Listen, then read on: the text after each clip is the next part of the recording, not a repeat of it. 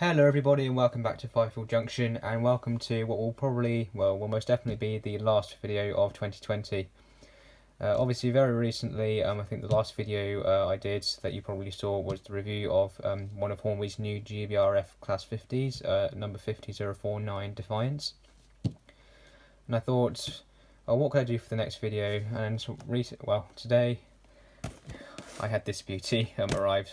So I thought, what better way to send the year off than by looking at the other GBRF 50 that Hornby did. As we can see, this is 50007 and it's called Hercules.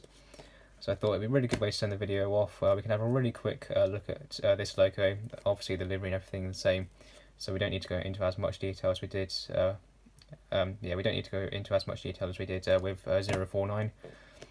I thought it'd be really good to get some for you guys to see these two, to see the two running around the layout together, and it'd be a really good way to send the year off. So yeah, obviously it's a Class 50, as we can see, GBRF livery, and it's obviously the other of the two 50s that GBRF have. Obviously it's 50007 on one side, but on the other side it's 50014. Why they did that I have no idea, but it has got different numbers on each side. So obviously it's not going to be much different to 049, obviously really apart from the number, the name and everything. But it's pretty much going to be the same model, so we can see on the end GBRF Class 50, Hercules and Waspite. Okay, so it has different nameplates as well. That's quite interesting, and obviously DCC ready, so we can fit a DCC chip to it quite easily as well. And obviously I'll be doing that. Whether I'll show you in this video, I don't know. I probably won't, since I showed you how to do it in the review of 049. But anyway, let's get out of the box and have a look at a quite tight sleeve. There we go. And everything is looking okay so far. So far it's going better than 049 did. So obviously we've got the typical star packaging, and then obviously we've got the normal operation and maintenance instructions for the Class 50.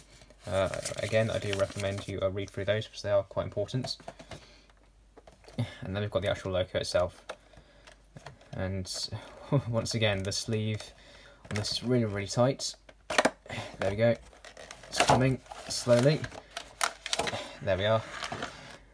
Then we've got the detail pack here, so it's going to be the typical stuff. Yeah, couplings, extra sort of electrical cables, maybe air cables for brakes, etc. Obviously we haven't got the snow plows in this one because only 049 has the snow plows, although I haven't fitted the snow plows to 049, and I probably never will, since they don't actually fit the logo properly because the holes are the wrong size. But anyway, we'll just lift up this, we'll just take off the plastic, and we'll very gently just lift the logo out, put it to one side, and then we can just put the packaging, the plastic back inside there. We'll just put it to one side, we'll just put it in the top, and we'll just put it to one side.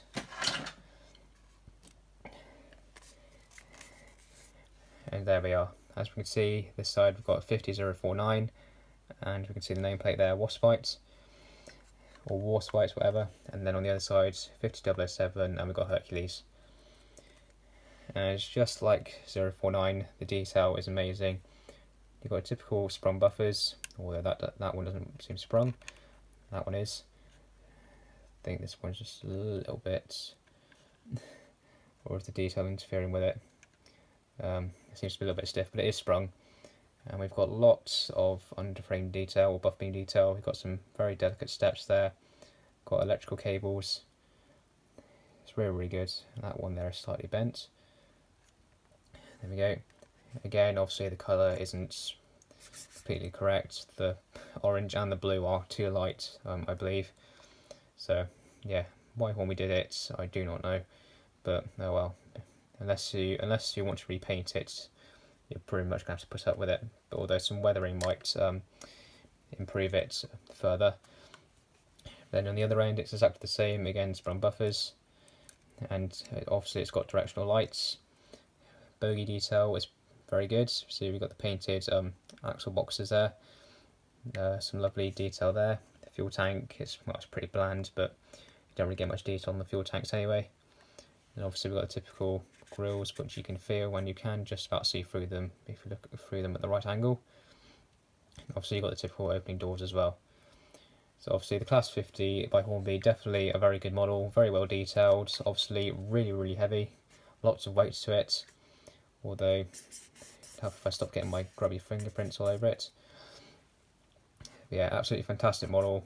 Obviously, well, a lot of people haven't had the best experiences with these, with things like the buffers not being fitted correctly. I did have that on 049 where all of the buffers were loose. 2 of them fell off in the box before I even got it out, if you go and see that review, and the other 2 that were still attached were very loose, and well, they still are. They're all back on the model now, but they are very loose, and unfortunately I can't glue them back on because I don't have any of the correct glue to secure them, so that's something I'm going to have to do in the future.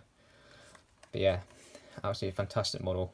The 50 is, without all the issues. It's a very nice model. You can see we've got NEM couplings and they are loco mounted.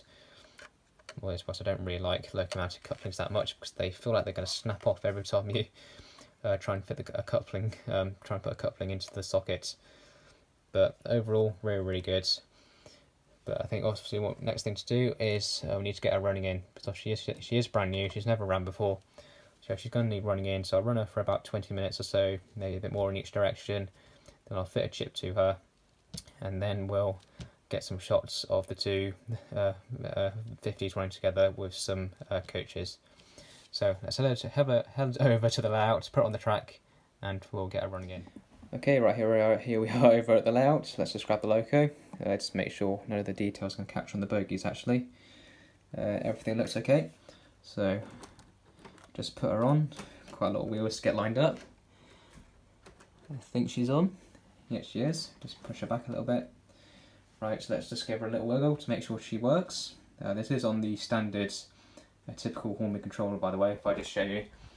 This is the particular controller I use for my DC locos, just for like running them in and stuff before I fit them with DCT chips. So obviously it's a very standard, well, yeah, very cheap controller, but it works well for me since I use it so little, as I really only use it for things like this where I'm running locos in. So let's give it a bit of a wiggle.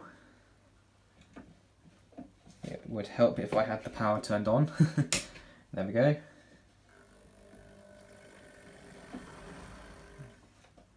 Beautiful, very smooth mechanism. You can see the lights there. Okay, that didn't sound incredibly good. If we go the other way. Yeah, so in the other direction she's very good, but in this direction she's very noisy for some reason in that direction. But in this direction she's absolutely fine. That's very strange. But anyway, we'll get her running and see if the noise disappears, and if not, we'll open her up and see if there's anything wrong. So it has died down a little bit. Obviously it's still very noticeable, but hopefully it will die down more as she runs in. I really don't know why she's making this noise, but it's probably just because she's new. She just needs running in. So hopefully the noise will die down.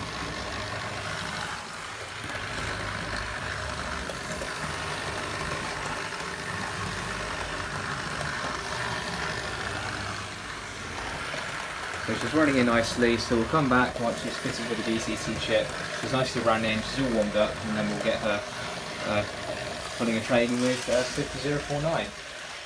So I'll see you a bit later, and we'll see both 50s running together. So I'll see you in a moment. Okay everybody, welcome back. As we can see, the loco has finished running in. She's been fitted with a chip. She's running nicely, so I think the next thing to do is get both 50s coupled together, and we'll get some shots of them putting some coaches together, and that'll be a nice way to send off the year, I think.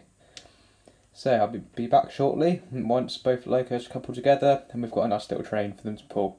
So see you in a second. Okay, here we are, both locos on the track, they're coupled together. They've been given the same address and they've got the same acceleration deceleration values to make sure they run perfectly together, which they are. And then we've got my currently small rake of Bachmann chocolates and cream Mark 1s. I will extend the rake at some point hopefully, but this should hopefully be good enough for this video anyway. So let's get both locos going.